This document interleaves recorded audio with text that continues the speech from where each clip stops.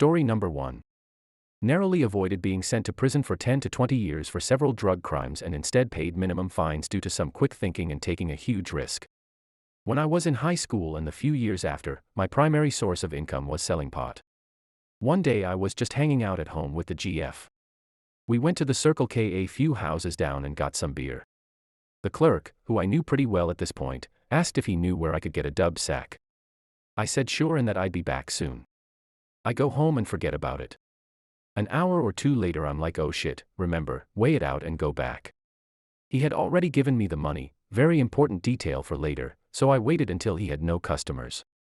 He came out and we went around the icebox, just smoking and chatting. I handed him the bag. Now, there was no one around. Empty lot except for this beat-up Volvo facing the record store next door. If I had been paying better attention, I may have noticed this Volvo had completely tinted windows, which seemed odd to do on a beat-up Volvo. Two men get out of the car and approach us. One tall skinny guy wearing 100% denim and another guy who looks like Dog the Bounty Hunter in a beige sweater. They approach us and ask how we're doing. Me and clerk look at each other like, you know these guys. Then all of a sudden, the flash badges and yell, EPD. You're under arrest, and cuff us, separate us, and search us. Beige Dog goes through my texts, finds a couple dubious ones, a few crumpled up 20s, starts trying to get me to admit to doing a lot of business today, blah blah. Then they surprise me by walking me and my GF back to my porch, saying they've seen me come and go quite a bit and just want to make sure you don't have a pound of heroin in there, and they'll just charge me with a misdemeanor. Otherwise, it will be jail and a felony. So here we are, on my front porch, me saying there's no way I will let them in my house and to call my lawyer over and over. At one point, my roommate walks out, says hi, gets in his car and leaves. At this point, Dog explains that if I don't let him search the house, he's going to park a few squad cars on the lawn, extract everyone from the house and wait on a warrant, and they will charge everyone in the house with every little thing they find in any room. I now know this is not legal. Then, I was just scared. My roommate that had just left was a total nerd with a great job. Straight edge. Rarely drank and never smoked or anything at all. I was terrified of him losing his job. Unfortunately for me, I had just had an opportunity to get a quaff of mushrooms at a steal of a deal. My area was super dried up on mushrooms at the time, so I asked around and basically had all my deals set before I got it. This timing was perfect, because just 30 feet away on the coffee table of my bedroom was 1/4 of a lb of mushrooms, neatly weighted out into ounces and January 8ths. Top that with all the pot in there, it wasn't looking pretty. So, I proposed that I let one of them in to search just my bedroom and be done with it. I knew once I let them in they could do whatever, but I was out of options. Beige Dog agrees. Canadian Tuck stays with my GF, who looks terrified like, WTF are you doing, at me, and Dog the Sweater Hunter enters with me. I lead him upstairs, and walk right past my door, which thank God was closed, and, into the straight edge guy's room. Dog completely turns it over. Takes out drawers. Turns the mattress over. The whole shebang. As he does this, I quietly turn off the computer monitor with a background of my roommate and his GF glaring on it. Guy finds nothing, sticks with his agreement and walks me and my shit-eating grin back downstairs. My GF, probably assuming I'm going to prison for many years, is looking like she's about to die, but I'm just grinning. Guy still charged me with a felony. Then they leave. Long story short, paid a lot for a great attorney who was friends with the prosecutor. Since no money was seen to be exchanged, the charge was knocked down to deliverance of marijuana. The prosecutor recommended the minimum sentence. I paid an $121 fine, did 80 hours of community center at a local music venue, saw a ton of shows for free and retired from selling. Story number 2, the stepdad incident. Before I say anything, I was sentenced to 10 years in prison for aggravated assault with a deadly weapon. Now I'm doing better for myself and currently living with my dad while I try to settle in for a job that hires convicts, lol. Back in the year 2001, my mom and dad got a divorce due to my mom having an affair with my soon-to-be stepdad. Both of my parents were granted 50/50 custody of me and my two siblings. It wasn't until 5 months after the divorce that my mom and stepdad got married. After my stepdad moved in with us, all he would do is boss me around since I was the oldest. It was annoyed and I had the urge to beat his ass, but I didn't since I thought it was just a phase, but it turns out it wasn't. In 2004 on my 18th birthday my dad got me a truck and a puppy for my birthday for me to pay with. I was so happy since my stepdad and mom didn't even bother getting me anything for my birthday. One day I was just casually driving around my truck until one of my siblings called saying that my stepdad quote-unquote accidentally ran over my dog with his car. I panicked and drove home as fast I could. Then I took my puppy to the vet, and sadly he didn't make it. I was crying and pissed off too. I couldn't take it anymore, so I snuck into my dad's house and got a gun and went back to my house to confront my stepdad. At this point I was done with him. My mother was always on his side and I was fed up. So I went inside and confronted my stepdad. Then I forgot to get rounds for the gun, so I instead just pistol whipped him and just beat him until he was unconscious. My mother wasn't home, she was out elsewhere. The only reason why I got caught was because the neighbors heard screaming and yelling, called the cops. When the cops came and they say my stepdad unconscious and still breathing, but they saw the gun on my hand and they arrested me. During the process they asked me multiple questions. I answered them as honestly as I could. But in court my stepdad just told them a different story which ruined my life. So I was charged with aggravated assault with deadly weapon and domestic violence. And got a 15-year sentence. Note that I was already 18, so I was sent to prison instead of a juvenile detention facility. While at the prison the only visits I got were from my dad and mom. Mom was pissed about it. Dad, on the other hand, felt sorry for me.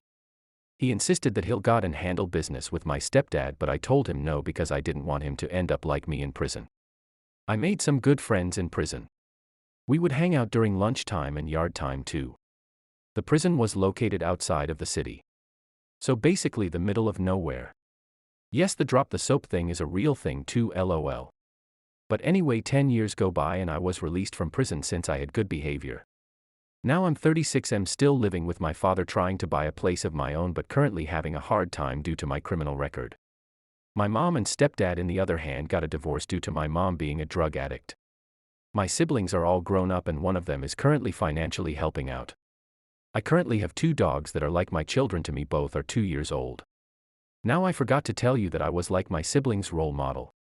And when I said it turns out my youngest sibling decided to do the same thing I did back in 2004 but on one of her bullies at her school at the time, and parents pressed charges on her. She's currently serving a 15-year prison sentence with an eligibility of parole this upcoming new year in 2024.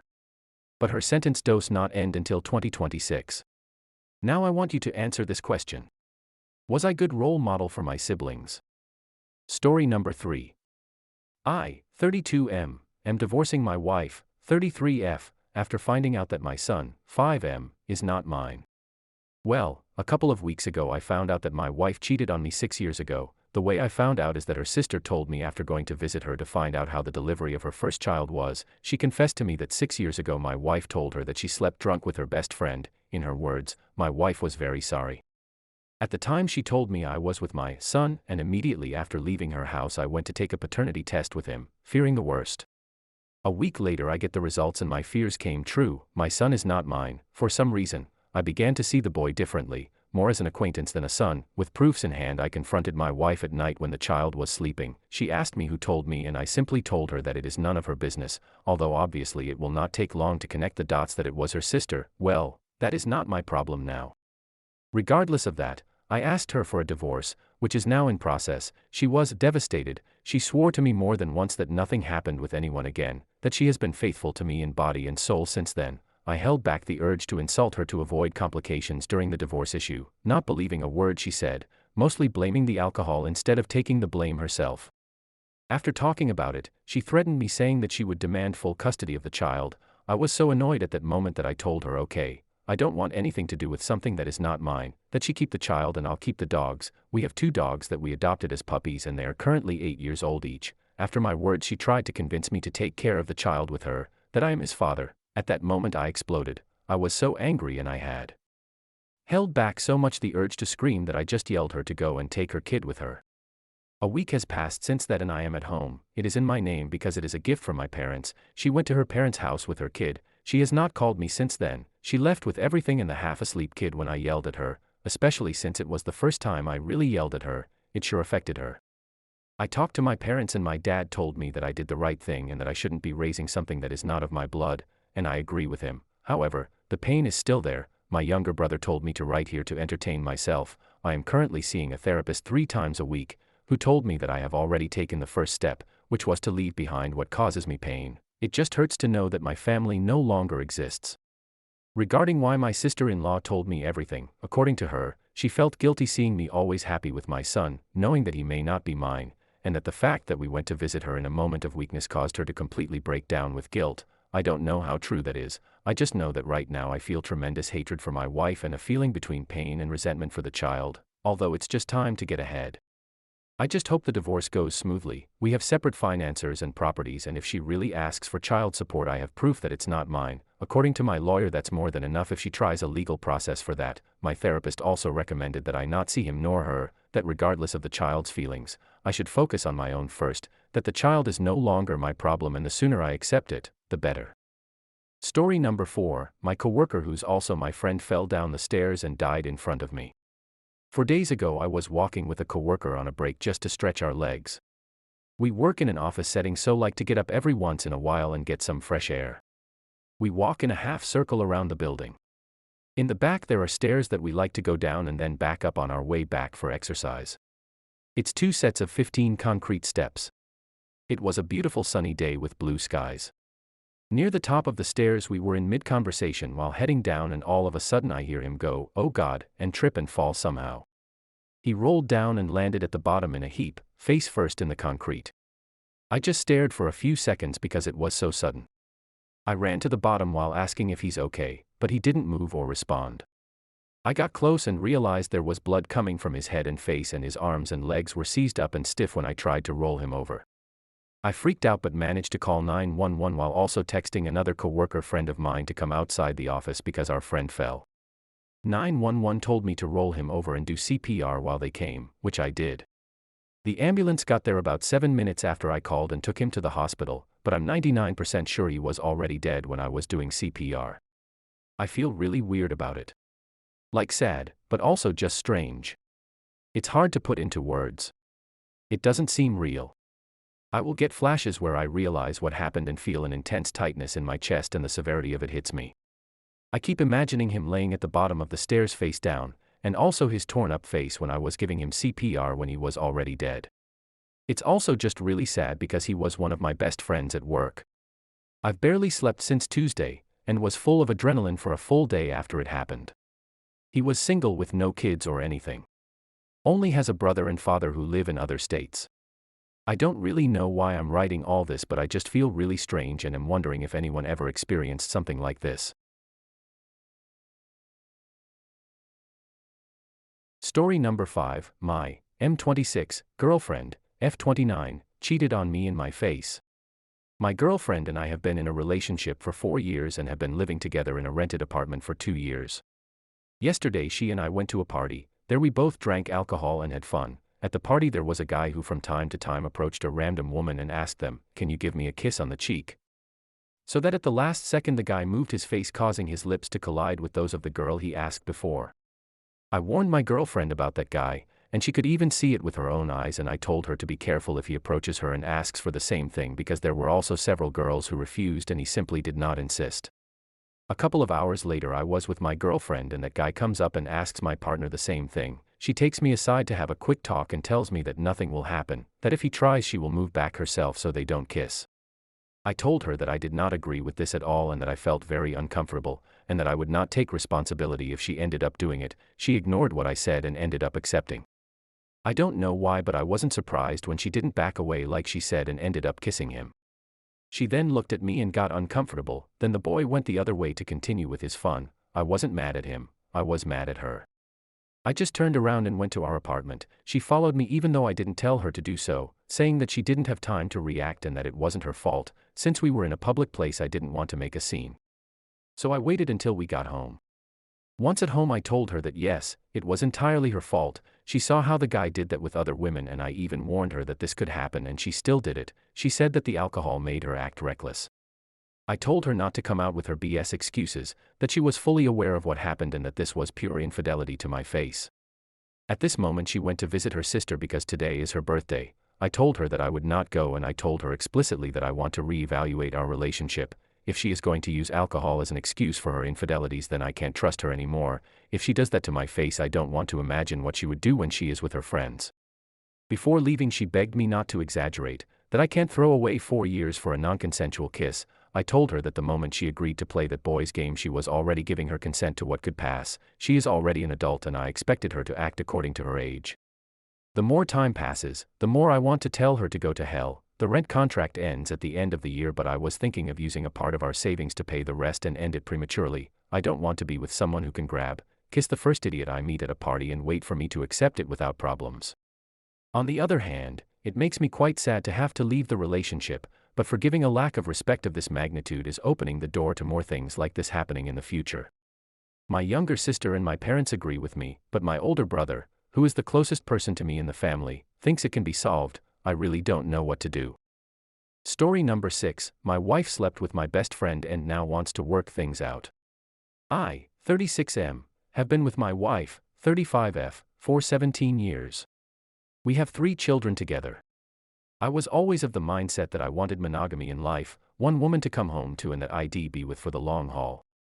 I had women try to talk to me over the years, but I never pursued it because I was completely content in my marriage. My wife was my dream girl and I never wanted to hurt her. Over the years there was 2 occasions where I discovered she was being unfaithful in our marriage. One was an off and on again affair that lasted a few years with her married coworker, and the other was a fling with an ex she dated in high school when she went to visit her family states away. I'm sure there will be people who say I am stupid, which looking back I can't even deny myself, but after a period of separation with both situations I decided to forgive my wife, as I never wanted to raise my children in a broken home like I had been, and I really felt like we could make it through it. We were young whenever the situation with her coworker happened, so I chalked it up to being young and making dumb choices without thinking.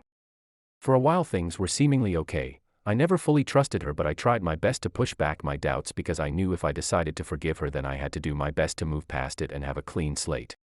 It's been 4 years since the second time she'd been unfaithful, and I felt like I made the right decision by letting her have that chance to show she still wanted to be in our marriage. She was a different person for years and we were happy and even had various things set in motion for the future of our family. However, 2 months ago my reality was once again shattered by yet another incident which in my mind was by far worse than the others. I ended up receiving a message from one of my best friend's wives. This friend knew my wife a little. He'd met her in passing, but it wasn't like we all hung out together or anything like that for me to even worry about them.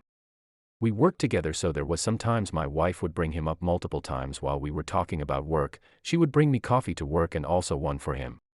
I noticed when she did she'd dress in more revealing clothing than she usually wore, but I never commented on it. She even convinced me that we should buy him a joint birthday present and take him out for drinks on his birthday. Just little things like that which were obviously weird, but like I said, I didn't think I had anything to worry about with either of them. To my knowledge he had a good marriage with his wife. He never spoke badly about it, so I didn't think he'd have any interest either. Not to mention we'd actually been friends for a very long time and I trusted him. I'd make comments in a joking way to my wife about how she took too much of an interest in him and she laughed it off, saying she just wanted to have another couple to be friends with. She never actually tried to plan anything as far as to hang out with him and his wife as a couple. I agreed they would be good to be friends with, so again I never thought too much into the overly friendliness of my wife with him. Turns out I was way wrong not to, because I was met with multiple screenshots implying they were engaged in a full-out affair. I wanted to get my proof situated before I ended up confronting my wife because I didn't want her to have the opportunity to manipulate the situation or try to lie her way out of it.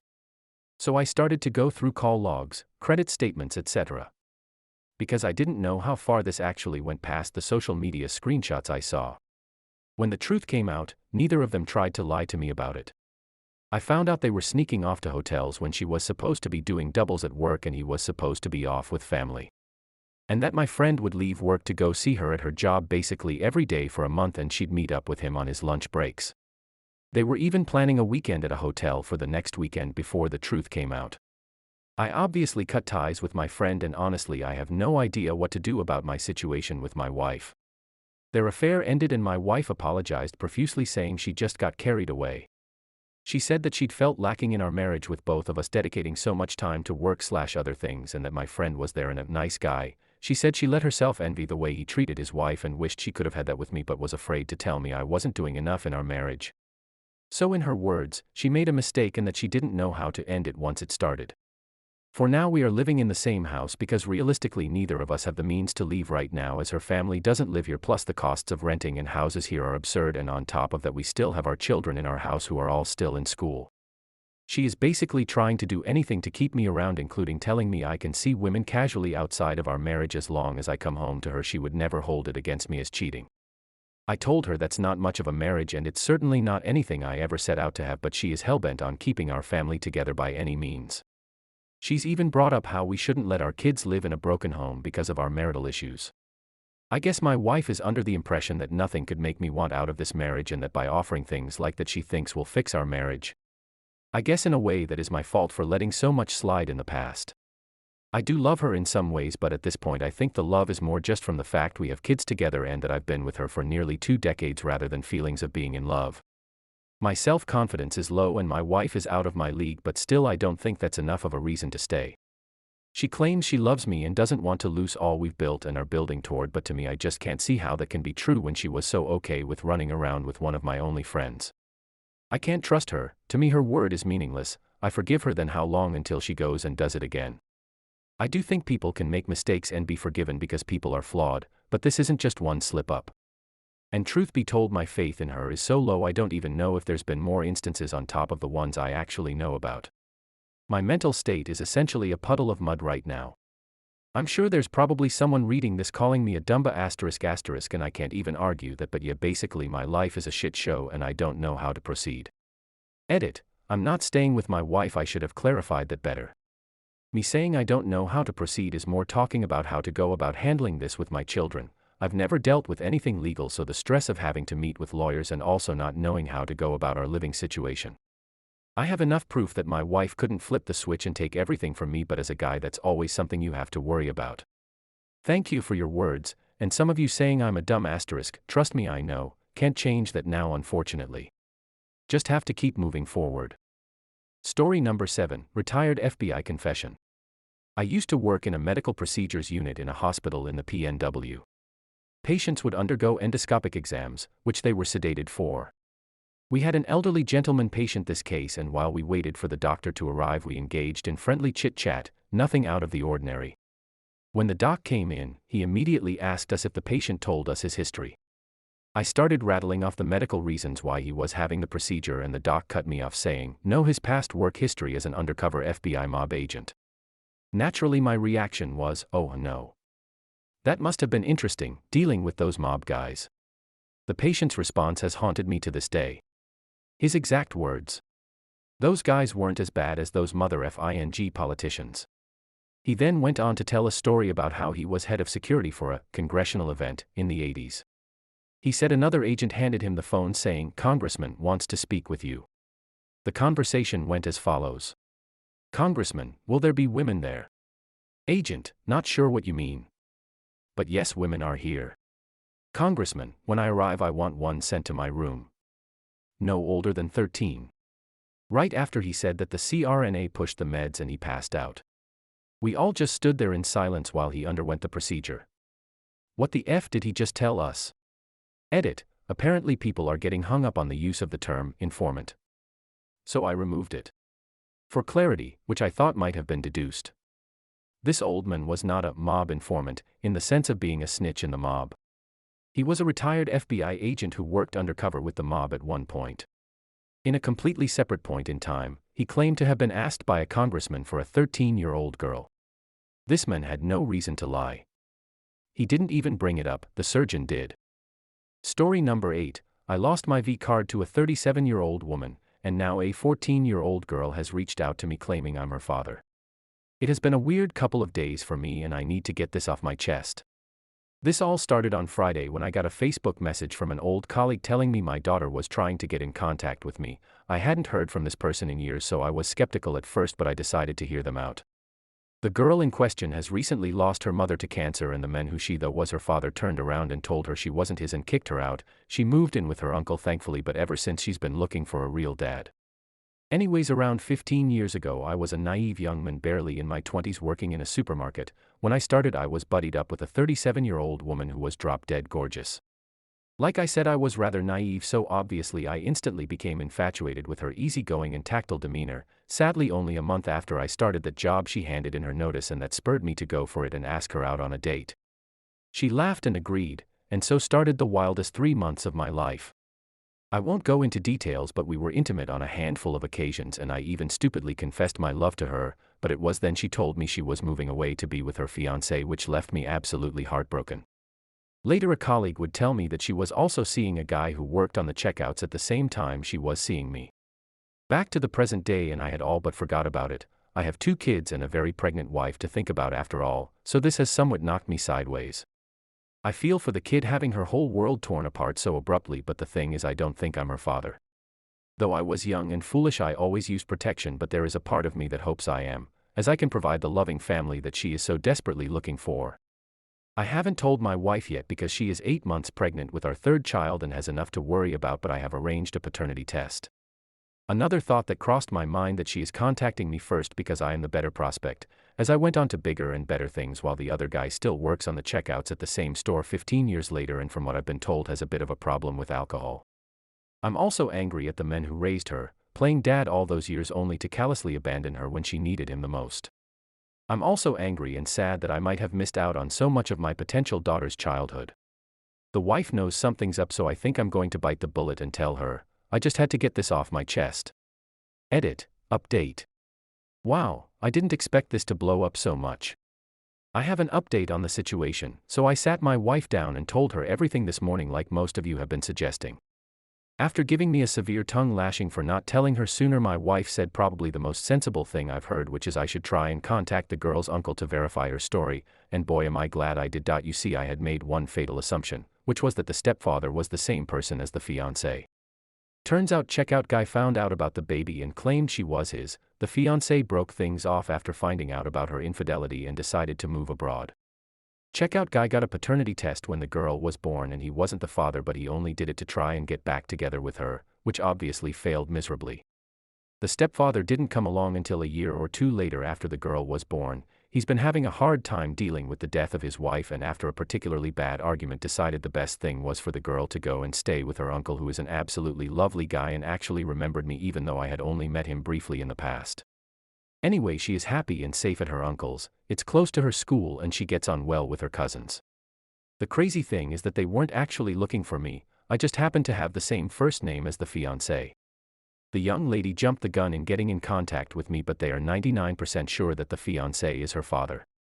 This is when my wife made another sensible suggestion. God, I love that woman so much, and asked for the girl's birthday so we can match up the dates, and they don't quite match up, but I'm still going through with the paternity test just in case. The thing is, now I have to put up with the odd rendition of Billie Jean from My Beloved, which is probably going to last a few weeks before it gets old. I should explain why I didn't immediately tell my wife about this. You see, I was just panicking about the whole situation, and though she is a caring and understanding woman, she can be rather ferocious. Needless to say, I try not to find myself on the sharp end of her tongue. Also, she is 8 months pregnant and it has been a difficult pregnancy for her, and I didn't want to add any extra stress, but as many of you have pointed out, it would have only been worse if I had not said anything. Story number 9, parents of a beaten-up student wants to get my license revoked after I saved their son. This happened literally last Monday. For context, I'm a teacher, and I teach senior students. I am advising a class of STEM students, and handles all STEM and senior high subjects.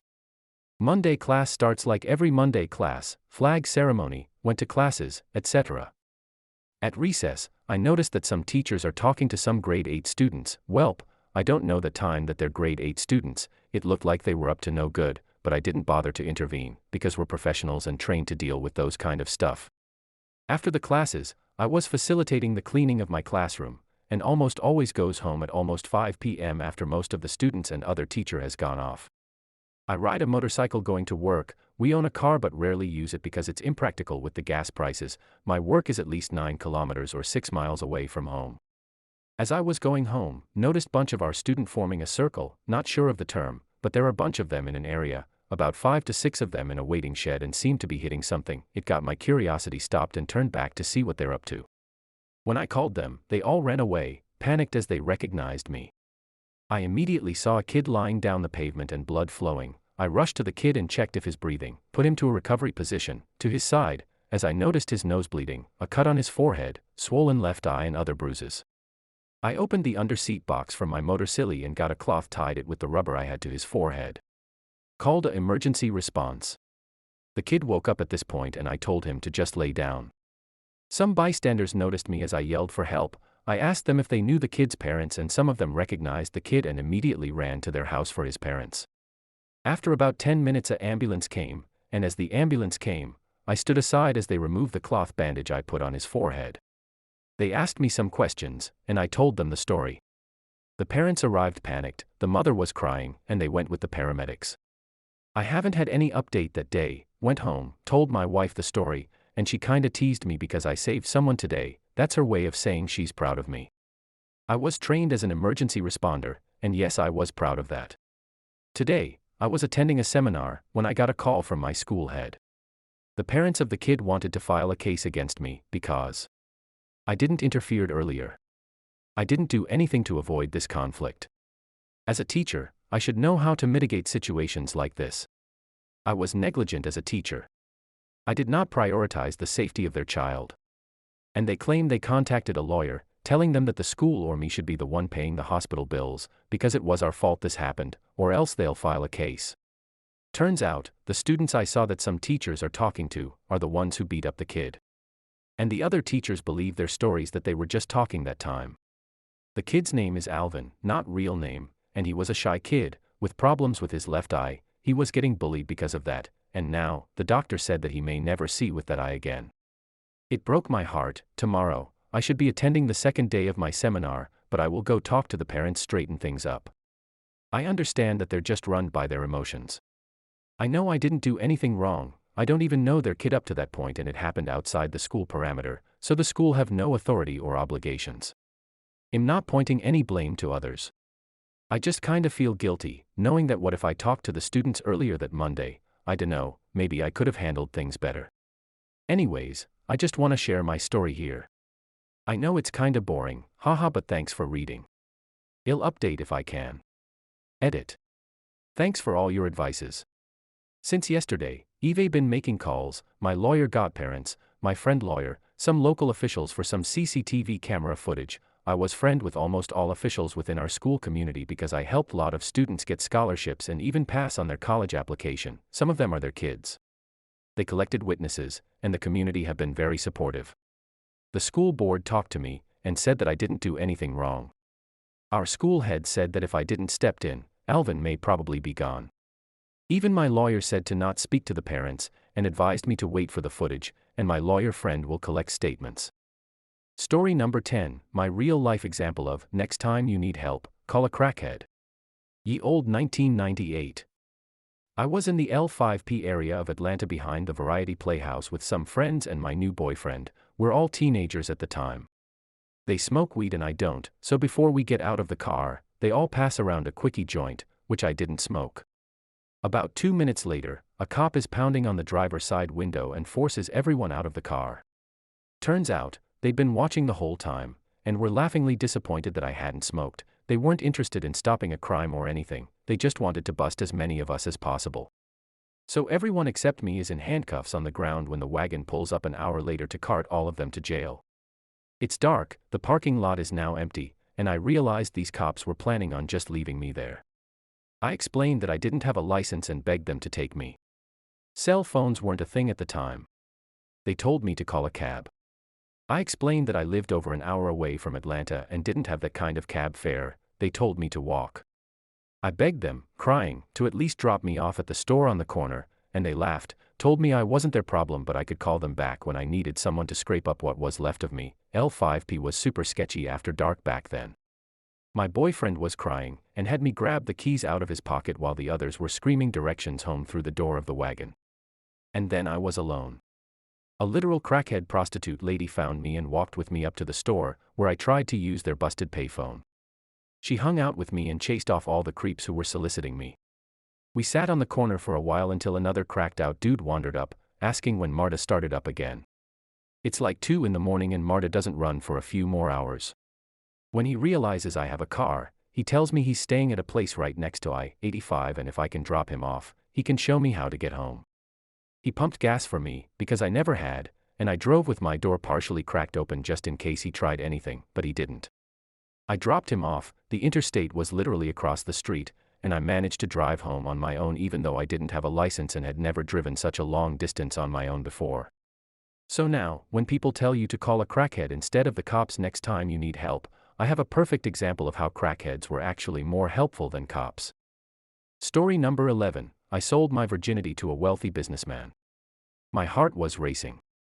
My knees even trembled a bit. I remember those feelings nearly a decade later. The nervous anticipation I felt as I walked across the hotel lobby and stood waiting for the elevator. I was wearing a little black dress, heels, and new lingerie. Everything about the outfit was out of character for me. I was 19 years old and fit from years spent playing soccer and basketball. Nobody would ever confuse me for a model, but I'm not unattractive. I was a part-time student working my way through college. I had a job working at an upscale hotel. The goal was to work my way up to an assistant manager position to get some of the coveted leadership experience on my resume. The hotel was on a golf course and catered primarily to executive business travelers. It wasn't the kind of place that your company puts you up when you're on the road. It's where the CEO of your company stays. We didn't have a uniform, but were required to dress professionally. That was typically a blouse and skirt for me. The clientele often liked to get flirty with the help. It was our job to go the extra mile. We flirted back. We smiled. We laughed at every unoriginal bad joke. Not just the women. The guys would kiss ass, too. That kind of thing could lead to unwanted advances. Men often wanted to buy me a drink. The more confident ones would suggest more, like having a drink in their room. But I always declined. At least until the day I didn't. He was a regular client. He had a European accent. I don't know what he did, but he was at the hotel every other month. He always booked a suite. The starting price, back then, was $1,200 a night. That night he got in around 10 p.m. He was obviously stressed and complained about his day of travel. I was alone at the front desk. He mentioned he would use some company to help him relax. I politely declined. Then he offered me $500. The money was tempting. I was on a partial scholarship for sports and athletics, but it wasn't enough. I was struggling to pay my bills and tuition. But $500 wasn't going to make me sleep with a stranger. I told him there were clubs nearby where that offer would work. I'm not looking for professionals, he said. I don't like dirty women. I declined again. He opened his wallet and started counting out bills. He had over $600 and a handful of euros. He offered it all. I turned him down a third time. He persisted. I can't sell my virginity for $600, I finally blurted out. I was sure he'd stop after that and be a little more respectful. But the opposite happened. He offered me $2,500. Then $3,000. Then $5,000 for a full night. I was overwhelmed. I told him I needed to think about it. But I also just wanted him to go away. I was on the desk again the next night. When he came by, I accepted his offer. He must have expected it. He slipped me an envelope with the original $600 in bills and told me to dress well and buy new lingerie. I kept most of the money. I bought a dress on sale at Nordstrom Rack and lingerie at a boutique store. He got a room downtown in a different hotel. I'd told him it was against the rules to socialize with guests at work. Every nerve tingled as I walked in. I'd never felt like I might be sick. He sat by the window after he let me in. Undress, he commanded. There were no niceties or icebreakers. I knelt to take off my heels. Not like that, he said. Stand. Take your time. I'd been a tomboy most of my life. I felt awkward. I didn't want to blow it. I took off the dress. He admired the lingerie and told me to spin around for him. I did what he said. There is nothing like deflowering a woman, he told me. It's special. To be a woman's first. The one she will never forget. He kept talking for what seemed like an eternity. I don't know if he wanted to savor the moment or he was just full of himself and thought he was impressing me. I just wanted to get it over with. The actual act wasn't very sensual. He was slow and methodical. He knew what he was doing, though. He wasn't bad or selfish or hurried.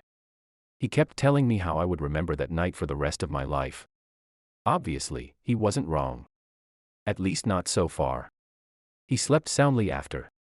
I tossed and turned most of the night. In the morning he ordered room service, but I didn't have an appetite. Dining with him wasn't part of the agreement. The money didn't last long, of course. At that age it seemed like a lot, but I had so many expenses with school. In retrospect, $5,600 doesn't seem like enough money to sell your virginity to a man who obviously got off on corrupting people with his wealth. But I wasn't really a virgin anyway. I'd only said it because I thought he'd leave me alone. Who knew it would only lead to him upping the offer? Story number 12, coworker has an absolutely shocking secret. I worked as a waiter in Boston for a few years, and nothing gave me more joy than getting to work with my favorite busboy, Juan Carlos. Every shift we worked together was full of laughter and non-stop tomfoolery. The manager knew we had a special bond, so she usually scheduled us in the same section, but occasionally I got stuck working with another busser named Fanny instead. Fanny was the absolute worst. She never bussed a table unless I told her to, and then she did so begrudgingly. The rest of the time she would just lean in the corner, staring at her phone, while her lower lip hung lazily. For some reason, the restaurant never had any soup spoons. One time, Jim, the owner, told Fanny to get off her phone and go find some soup spoons in the dish room. She disappeared for like 2 hours, and came back without any soup spoons. "She don't like Mr. Jim," said Juan Carlos, wide-eyed. "She say, not nice things about Mr. Jim." I had known Juan Carlos long enough to know that this was his way of talking mad smack about Fanny. A couple of weeks later, the restaurant hosted its employee Christmas party at Dave & Buster's. They bought everyone food and drinks, and gave everyone a $20 game card. It took Juan Carlos and me about 4 seconds to waste all our money on the punching bag machine, and then we started wandering around the place with our Coronas, trolling our fellow employees. Juan Carlos elbowed me in the rib and pointed across the room. Fanny was overplaying the Kung Fu Panda punching game. Naturally, we made a beeline over there. The game has 6 little punching bags, and you have to punch whichever one lights up. Fanny started punching. And then she kept punching. And then she kept effing punching. It was an overwhelming sight, like watching somebody do what they were born to do. Vague, blurry flashes of fists and forearms. Fanny, alive and deadly. Pandas dropping like flies. The machine lit up with 1,000 bells and whistles, and then it started vomiting tickets all over the ground. Juan Carlos and I stared at each other, shocked. Fanny let me try a turn, and she whispered some cryptic advice in my ear: "You gotta get low." I punched the fastest I could, but I was out pretty quickly. Fanny resumed her position in front of the machine, and she won 4 more grand jackpots in a row. I watched her eyes while she played. They were manic and quivering, the kind of eyes that might gaze upon eternity and never blink. Juan Carlos and I kept reenacting Fanny and the Kung Fu Panda game for a few weeks after that. Juan Carlos couldn't pronounce Kung Fu Panda, and he said Cookie Fu Fonda instead, but I knew what he meant. Not long after, Fanny took a week off to go on a cross-country motorcycle trip with her boyfriend. On the day she was supposed to come back, she didn't show up for her shift. One of the other bussers showed me and the manager a Snapchat story that Fanny had posted like an hour earlier. She was on the back of a motorcycle, arms splayed while she laughed freely. A sign saying, "Welcome to Oregon," flashed by. "I guess that means she's not coming back," said my manager.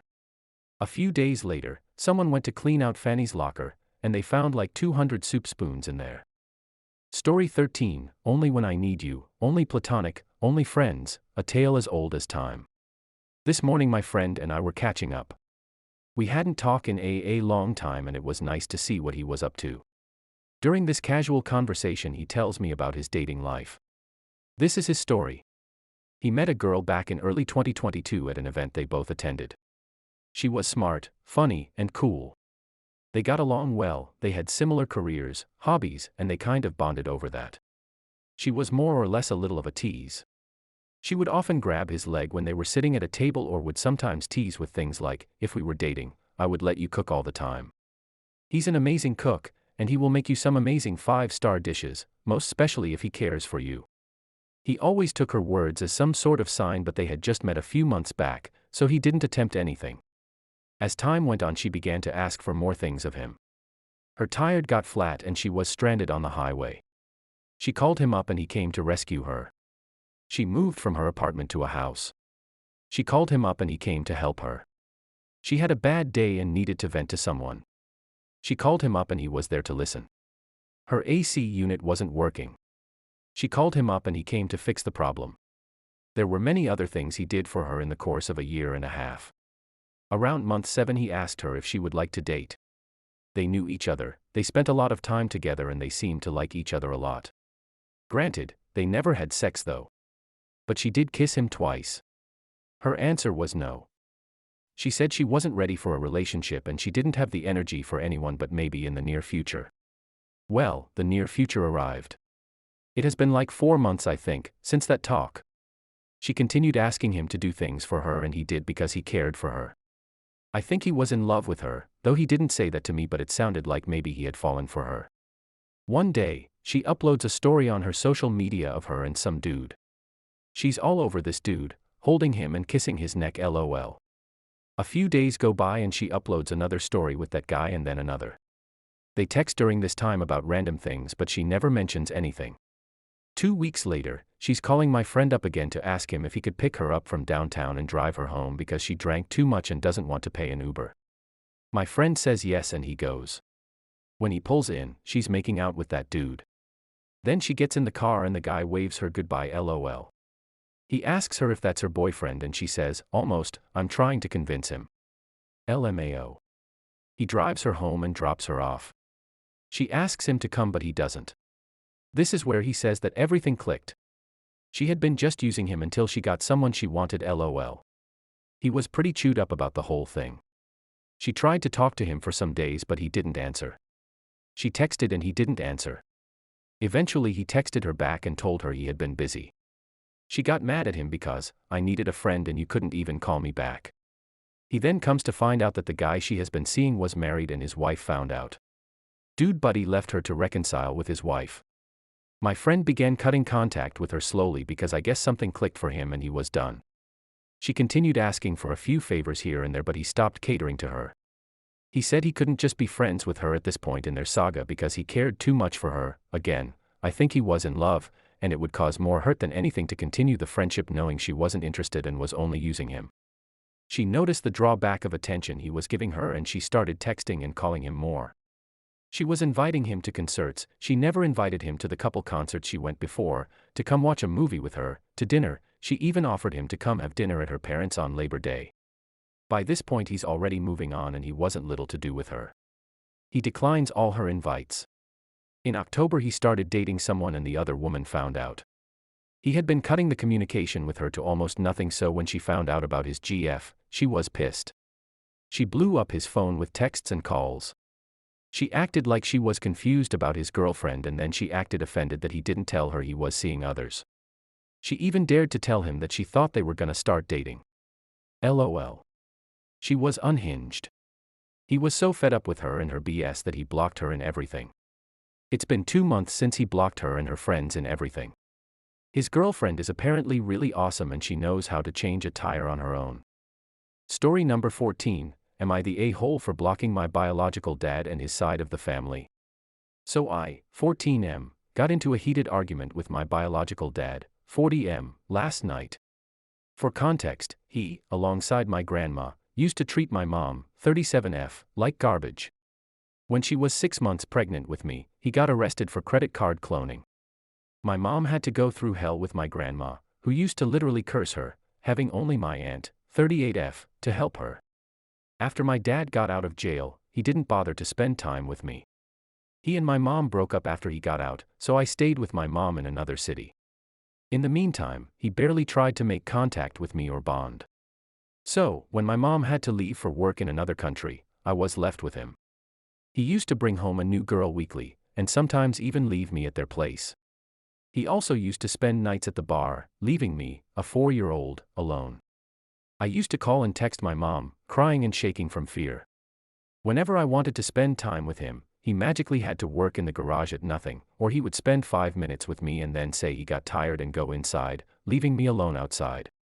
It went on like that for years, where he would ignore me or just stay 5 minutes with me and complain about a pain and go. Fast forward to a few summers ago, he moved to another country, and when I went to visit him, he didn't spend any time with me. I spent time with my aunt, cousin, and uncle there. And let's not forget his wife.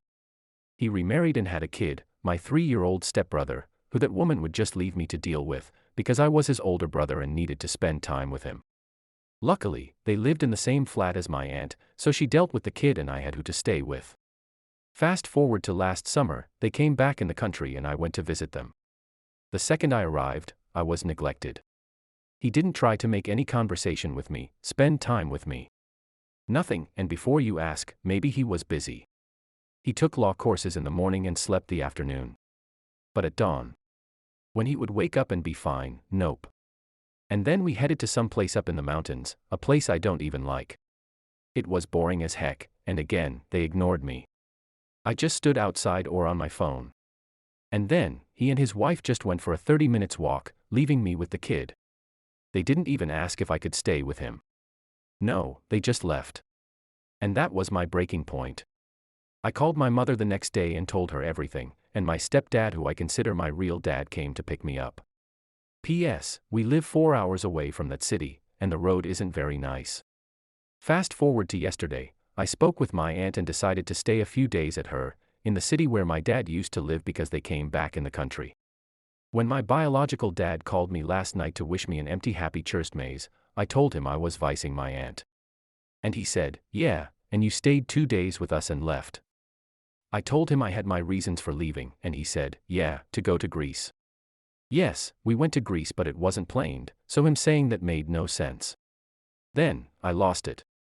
Everything I was holding for the past 10 years burst out like word vomit. I told him how he never stood with me, how he always neglected me, and what a horrible person he was. I kept going on about how he was never a dad to me, how he used to leave me home alone to go drinking, and how he couldn't buy me with money. He used to send about €100 almost monthly, but that doesn't mean him his loving son. I told him that I never lived in that tiny excuse of a city, and he said, "When will you understand you lived there?" I went there for about a month in the summers. If I count all the time I spent there, it's about a year. After that, he again wished me a Merry Christmas, but before he could finish I hanged up and blocked him, my grandma and his wife. I told my mom and she agrees with me, but said I shouldn't have blocked them because it makes me just like them. What should I do now? Story number 15, my prosthetic leg saved me from an STD. This happened many years ago, from when I, 52M, was in high school. I, 16M, had already been living with a below-knee amputation from when I was 13. I was not the most popular guy in my high school, but it was well known through my various antics that I was an amputee. My friend, Mike, 17M, and I both had a crush on the same girl, Maddie, 16F. Being inexperienced, it took me a while to gain enough courage to ask Maddie out. So I devised a plan to do a double date by asking a mutual friend of hers, Alice, 16F, whom had a crush on Mike and knew of my crush with Maddie. It was foolproof. Mike had the car, and I was bringing someone to keep him occupied so I can try my charms on Maddie. Alice had told Maddie of my crush, but did not let her know that Mike was also crushing on her. Mike and I arrived to Alice's house to pick her and Maddie up, and all of us went out to the mall with the plan to eat at a popular restaurant afterwards. The mall date was not bad, but it did reveal the one kink both Alice and I had in our plan. Mike thought it was a date with him and Maddie, which made Alice feel like the third wheel, as Mike and I had our attention on Maddie. I felt the tension this brought on and tried to make Alice feel more included. At one point it was just me and Alice alone, and I asked if she was okay. She told me she was fine, as she was used to Maddie always stealing the attention when it came to boys. Maddie, apparently, was not used to anyone not giving her all the attention, so when she saw me and Alice talking, decided to ignore Mike and pay attention to me. I was elated. My plan was finally working. By the time we went to the restaurant, Maddie and I were really hitting it off and openly flirting. When the date was over, Maddie asked to sit up front, leaving me and Alice in the back seat. I thought that was odd, but I was really surprised when Maddie asked for Mike to drive her home, leaving me at Alice's house. Maddie had completely ghosted me and started dating Mike. It perplexed me, so one day at school I confronted her. I asked what happened, as I thought we were hitting it off so well. She agreed with me, but added that during our dinner she kept rubbing my leg and I ignored her advances. I asked her if she knew I had a prosthetic leg, to which she told me that of course, everybody knows that I have a prosthetic leg. That's when it dawned on her and she realized that she was rubbing the wrong leg. Maddie then asked if I was doing anything after school that day, to which I did blow her off, as I knew Mike was really into her. A couple weeks later, Mike had informed me that he lost his virginity to her but also caught an STD, so by sheer luck, my prosthetic leg saved me from an STD. Clarification: we sat across from each other, Alice and Maddie in a booth, Mike and myself in chairs. When I say rubbing, it was with her feet/foot, and to my knowledge, not bare feet. Story number 16, what if he runs after me? When I was a little younger, I took my skateboard and my cap and went for a walk. I was trying to find a good place to skate a little, but I couldn't find. It was another city, my family has a house there, where we usually spend our vacations. As I was walking through those streets, I couldn't help noticing I was getting lost. Realizing that, I tried to make my way home, but then I got lost for real. My phone had no signal due to the location change, I guess. So I tried to stay calm and remember where I came from, but the more I tried to remember, the more nervous I got. I decided to keep walking, and maybe I would find a way to return home. It was getting darker, and I had no idea where I was. I walked past some weird houses, and those streets had scary vibes. That city was known to be a place with pretty houses and good vibes, but I guess that, in that day, I had found the weird corner of the city. Those houses looked abandoned. I didn't see a single person there, and the houses were in bad condition. Well, I was getting scared. The bad vibes, the creepy streets, the time running out, the sky getting darker. As if it wasn't enough, I heard a noise. It sounded like when you step on dry leaves. It couldn't be me, I hadn't stepped on anything. I felt the blood pumping and could only think of the worst. I looked behind myself and saw a guy with a blue hoodie and some dark pants walking in my direction. I had that feeling you get when you're getting pale. I'll never forget it. I took another discreet look around, and there was really nobody else. I was alone, with that guy following me. He was an average-sized man, I was smaller than him and also weaker, besides being about 13 to 14 years old. I didn't stand a chance in case he tried to do anything to me. The time was running out, and I couldn't run with it. I thought, what if he runs after me? It would be a dumb idea, I guess. I wasn't really fast and was wearing baggy jeans, besides carrying a skateboard and not knowing where to run. I almost wanted to cry, but I was too nervous for that. When I looked behind myself again, he was still there, but when he noticed I was looking at him, he came around the corner. I didn't know what his intentions were, but I didn't think the best of it. What if he's trying to get a shortcut? I thought. I checked my phone to see if I still had no signal, and lucky for me, I had. So I called my grandpa and shared my location with him, since now I could. I asked him to pick me up as fast as he could because it was already night, and with a little bit of hesitation, I also told him about the guy. He came as fast as he could and picked me up. I got home safe and told my family what happened. They were worried, but everything turned out well. I remember that day as if it were still happening. Story number 17, stuck in crosshairs of a green card, ex-wife and an AirTag stalking. I wish I could make this up, I wish this just didn't happen. This happened years ago and I'm still messed up about it. After I, 25F, but 23 during this story, found out my friend, Chris, 31M, was actually still in a green card marriage with a psycho, I checked the details with his friends. He wasn't entirely giving me a straight answer, and I know they would. There were potential issues with DACA and immigration with Trump in office, and Chris was introduced to Caroline during this time.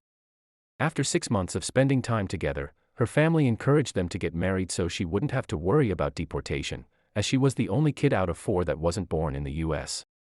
A week after this suggestion they got married, no rings, no ceremony, just the courthouse. They still lived together at this point, 2 years later, but I was assured by everyone that they only did it for paperwork purposes, to prevent the question of their marriage's validity during her citizenship process. His friends didn't validate any of his decisions here, just told me this is the facts of what happened. I was worried this was a threatening situation. I'm not trying to be involved as the other woman in a marriage conflict, but they told me she was harmless. However, this was after the fact that her teenage sister stalked his social media accounts to find me and determine my full name, to message me. I only followed him on TikTok. I was assured after she used this info to find me on Instagram and message me, she wouldn't do anything else. She hates her lawful husband and is excited for when they can officially separate on paper.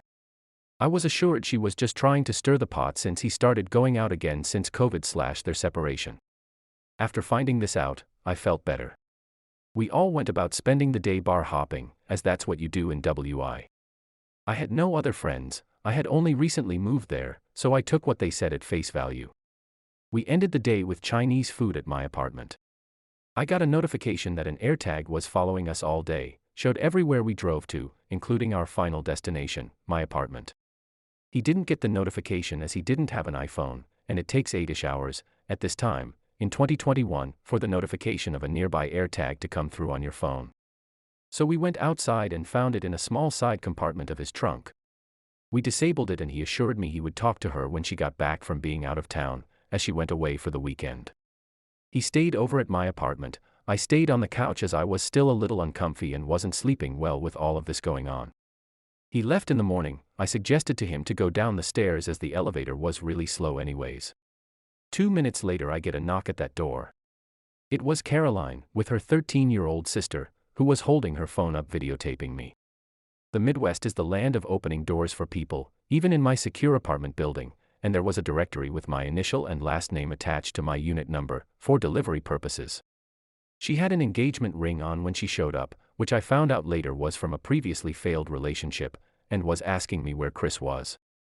I told her I don't know, he wasn't in my apartment, and to check at their place, as I'm not getting involved. I let her come in and check my apartment to prove I wasn't lying or hiding him, then told her to go home and talk to her lawfully wedded husband, and to take her AirTag with her. She said it's not hers, it's her brother's, and he was the one following us around all day tracking Chris's car. They finally left after 10 minutes, which felt like 4 hours. After several reoccurring panic attacks, I messaged Chris, saying I'm done with this, I can't trust to be safe around him, even when I'm told by multiple people that I have nothing to worry about, because they're wrong. The next few days I had extreme agoraphobia. I couldn't get groceries, or honestly even drive without having a breakdown. I stayed in my apartment, only leaving to get DoorDash from the lobby when I was officially starving. In this city where I knew no one, where I had tried to make friends, I was deathly afraid of being followed. Warnings for AirTags used as tools for stalking and human trafficking purposes were showing up in the news at this point. I started looking for other jobs immediately, both within and outside my company, trying to relocate somewhere I actually knew people, where I had a say in where I was going to live. I was only in this job for a year and a half at this point. The whole reason I was there in the first place was because I was placed there by my company. My preferences didn't matter, as no one's does for this job. So I had to get out, and I did, but I still struggle with many psychological issues since this.